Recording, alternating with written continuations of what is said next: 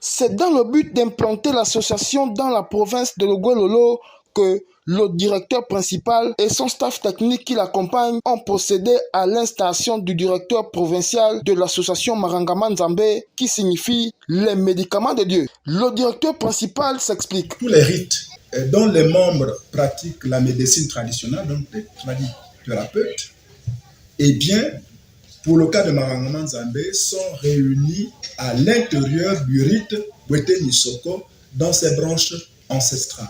Vous avez les Myobaye, vous avez les Mbonde, vous avez le Sengedia, vous avez le Boudiambo, vous avez le Benzo et j'en sais d'où.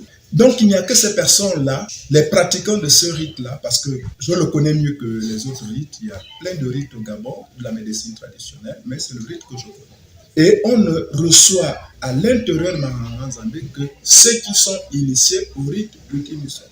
Marangama Nzambe est une sorte de l'ordre des médecins traditionnels. Et quand vous avez un ordre, vous avez une déontologie.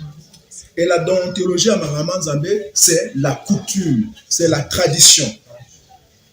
Et donc, il faut respecter la coutume et la tradition pour faire la médecine traditionnelle. Plusieurs membres de cette association des guérisseurs traditionnels venus de tous les coins du pays ont tenu à être présents à cette manifestation. Marangama Nzambe est une association nationale à ne pas négliger. Je suis le premier à être installé dans le Moyen-Ogooué et ça ne fait que suivre. Donc, en tant que premier installé dans le Moyen-Ogooué, je ne pouvais pas manquer l'événement.